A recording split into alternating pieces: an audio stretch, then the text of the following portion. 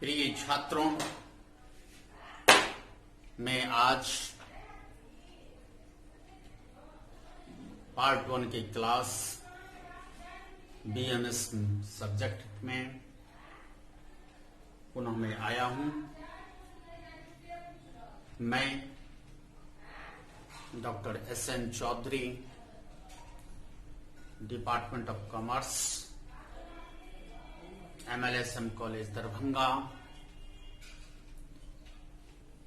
के शिक्षक हूं। मैं पिछली क्लास में आपके साथ था तो बीएमएस के सब्जेक्ट में एक चैप्टर है जिसका नाम है स्टॉक एंड शेयर। दोनों शब्द हमारे कॉमर्स के छात्रों के लिए काफी लोकप्रिय है। हम लोग इसका अध्ययन करते हैं। शेयर के बारे में भी जानते हैं छात्र और स्टॉक के बारे में जानते हैं, लेकिन अकाउंटिंग रूप में। और बीएमएस में हमें इसलिए पढ़ाई हो रही है जो हम छात्रों को यह जानकारी हो सके जो हमारा जो शेयर है उसको किस किस रूप में इन्वेस्ट किया जाता है, जिसमें एक स्टॉक भी है जिसमें हम लोग हमारी कंपनी हमारे शेयर होल्डर की रकम को इन्वेस्ट करते हैं और उससे ब्याज कमाते हैं और उसी ब्याज का लाभांश या देते हैं हमको, यानी शेयर होल्डर को।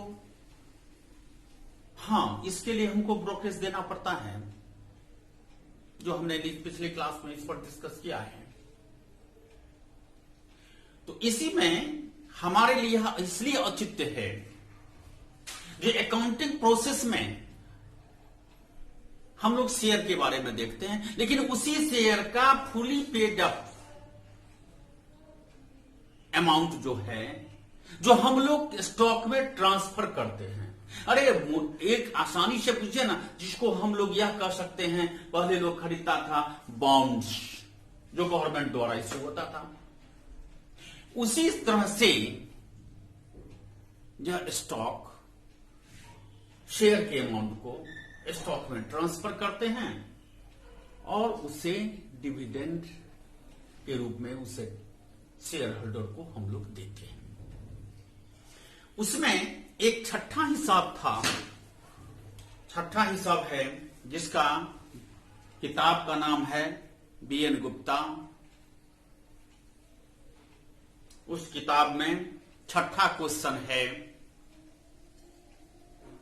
स्टॉक एंड शेयर के इस लेसन में छठा क्वेश्चन है, एक मनुष्य 3% वाला 5200 रुपया का स्टॉक को 95 के दर से बेचता है।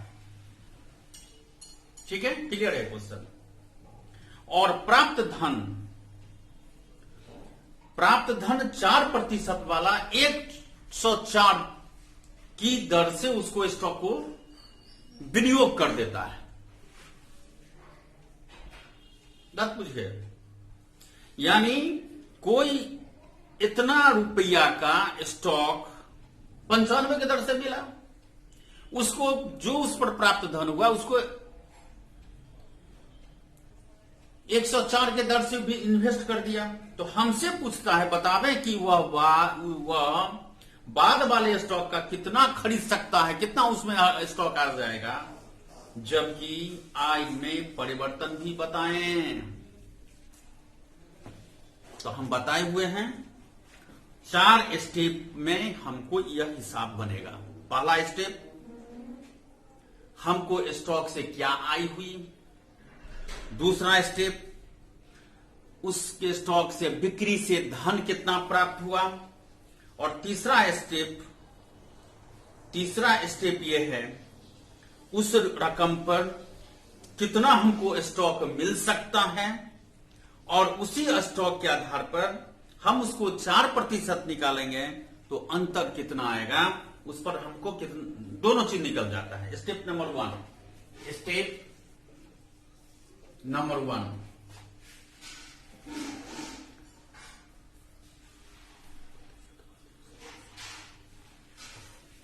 यहां लिखेंगे 3% वाले स्टॉक से आय। 3% वाले स्टॉक से आय 5200 रुपया का कितना होगा 5200 गुने 3/100 इक्वल टू 6 5 या 15 156 रुपया यानी 156 रुपया इसका निकलेगा। स्टेप 2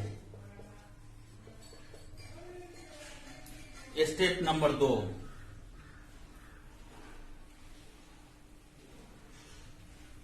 3% वाले स्टॉक से 3% वाले स्टॉक से प्राप्त धन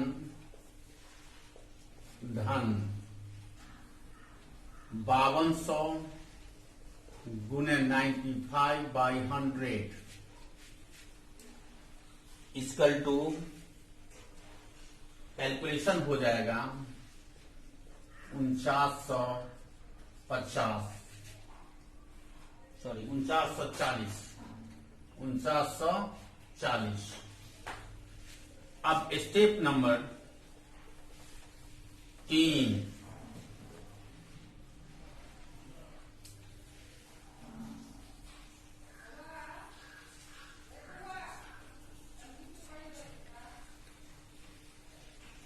अब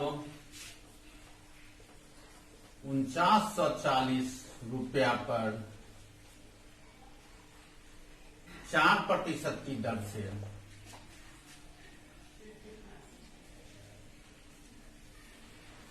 स्टॉक लगाया जाता है। इसलिए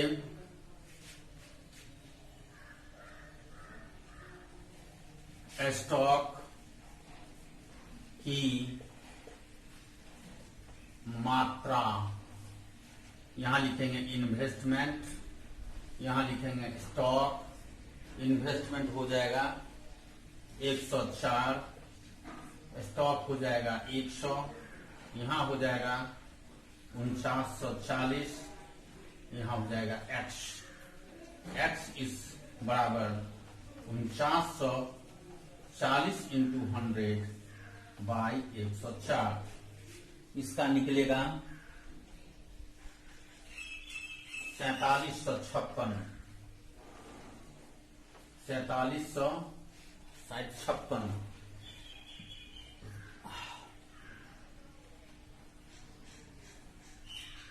4750।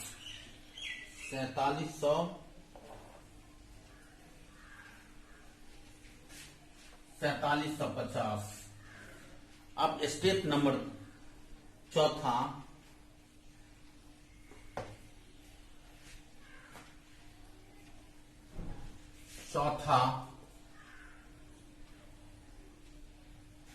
हो जाएगा 4% वाले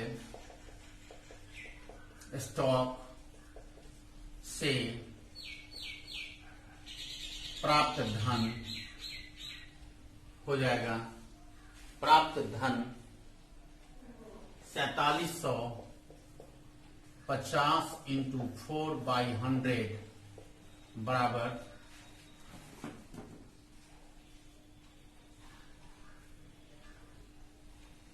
190। अंतर 190 माइनस 156 इक्वल टू 4 3 34 प्रति इंक्रीज करेगा 34 इंक्रीज 34 हो गया इंक्रीज, यही आंसर हो गया। ठीक है, चलिए क्वेश्चन नंबर 8 उसी किताब का, थोड़ा ही लंबा है इसलिए हम बता देते हैं। एक मनुष्य 5% वाले स्टॉक में 96 की दर से एवं 6% वाले स्टॉक में एट पार की दर से बराबर धन लगाया। कहता है एक मनुष्य दो जगह धन लगाया, जिसमें एगो 96 की दर से जो लगाया यानी एट डिस्काउंट, जिस पर 6% ब्याज हुआ, और इस एट पार पर जो लगाया उस पर 6% और एट डिस्काउंट पर 5%। यदि कुल धन प्राप्त 6.3/4 वाले स्टॉक पर 108 की दर से लगा दिया होता तो उसे प्रतिवर्ष 41.1/3 आर्थिक आय प्राप्त हुई होती तो उसका विनियोग कितना विनियोग किया था। इसमें कहता है हम दो जगह दो प्रकार से लगाए थे, जिस पर एक एट पार है, एट डिस्काउंट है। 108 की दर है जिस पर कुल धन की प्राप्त राशि होती है 6.3/4 यानी 6.75 तो 41.1/3 प्रतिवर्ष आर्थिक आय प्राप्त हुई होती तो विनियोग हम कितना करते। तो मान लिया जाए इन्वेस्टमेंट 100 है, लिखेंगे मान लिया जाए कि इन्वेस्टमेंट बराबर रुपीज 100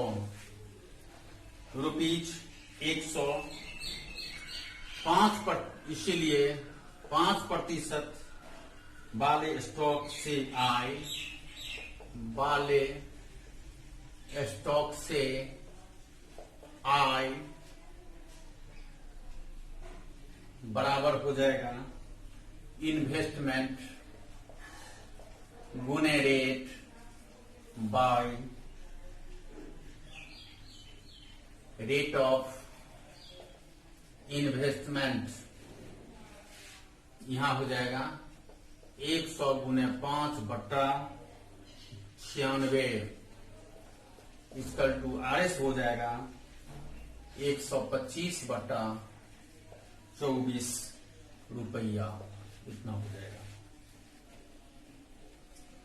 इसको हम तोड़ भी सकते हैं और 5.5/24 भी हो सकता है। इसलिए अब हम 6% पर निकालेंगे। 6% वाले स्टॉक से आए 6% वाले स्टॉक से आए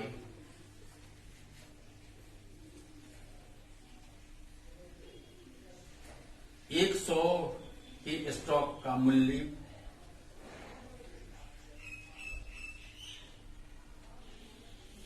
100 वाले स्टॉक का मूल्य बराबर 100।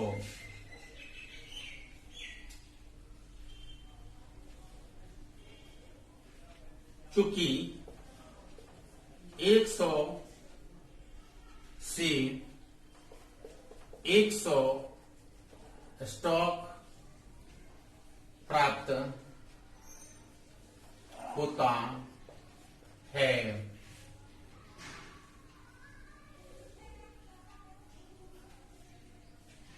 है इसलिए आय बराबर ₹6। अब कुल इन्वेस्टमेंट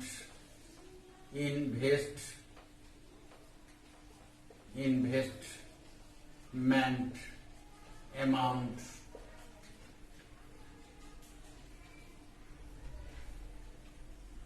रुपीज 100 प्लस रुपीज 100 बराबर 200।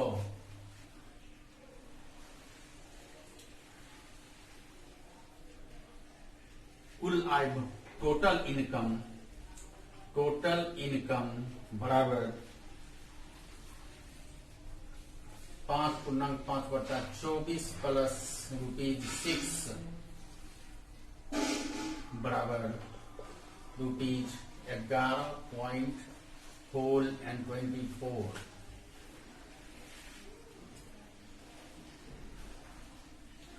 इफ अगर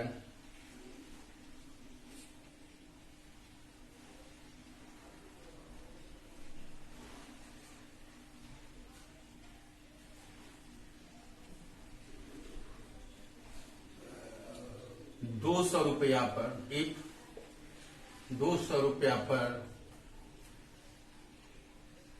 6.3/4 वाले स्टॉक में लगाया गया धन वाले स्टॉक में लगाया गया धन इक्वल टू व्हाट। जबकि विनियोग की दर इन्वेस्टमेंट की दर बराबर 108।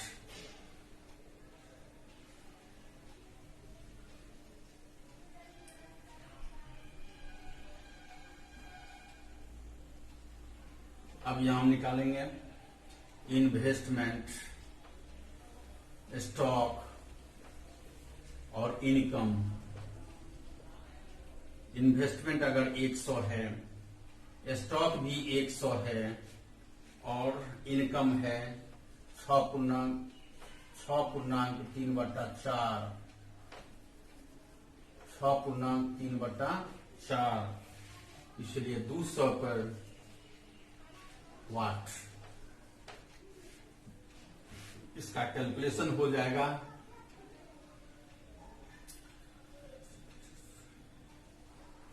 125 गुणे 24/3 into 31 into 200 equal to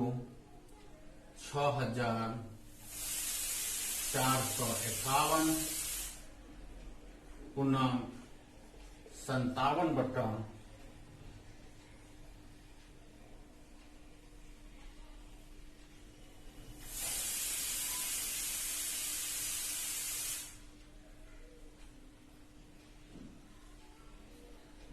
sorry यहां से गलती हो गया, 1 मिनट।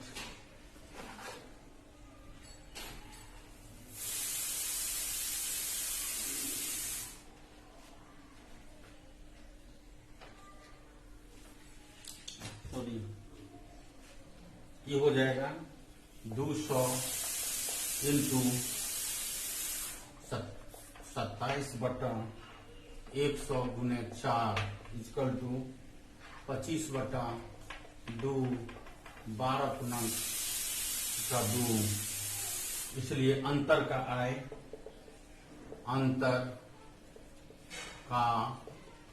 आय बराबर अंतर से पहले हमको यहां निकालना चाहिए 25/2 माइनस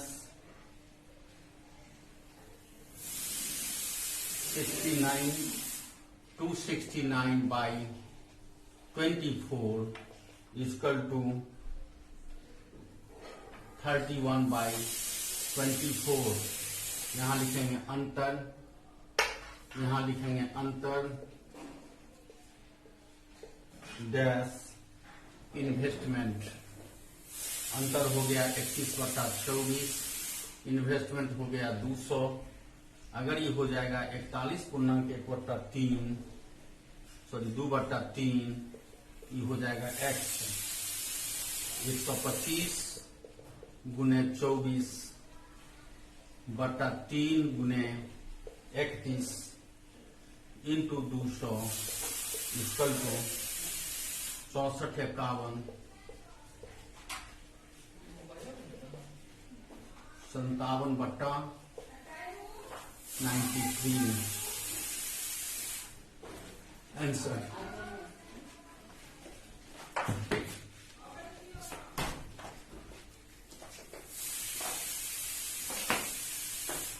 एक और आज रहने देते हैं इतना ही। नेक्स्ट क्लास में फिर इसका प्रश्न का सॉल्व इसी चैप्टर से करेंगे और उसके बाद हम देखेंगे जो लेसन में और बचा होगा उसको हम कंप्लीट करके आप लोगों को हम समझाने का प्रयास करेंगे। Thank you.